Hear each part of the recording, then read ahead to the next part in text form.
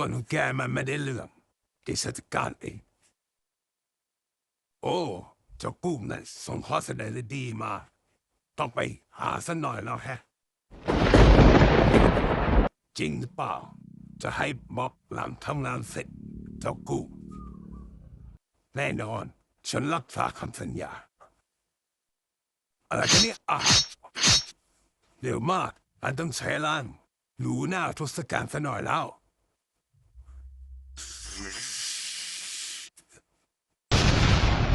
แข็งแกร่งจริงอันต้องเจอนี่อะไรกันเนี่ยทศกัณฐ์มองไม่เห็นอันต้องรีบจับมาแล้วต้องตามหาคนที่ส่งมันมา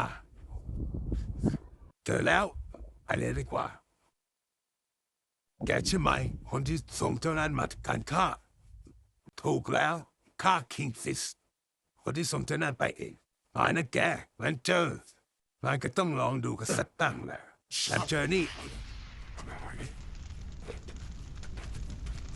อย่าตับนี่ไปต่อยนะแก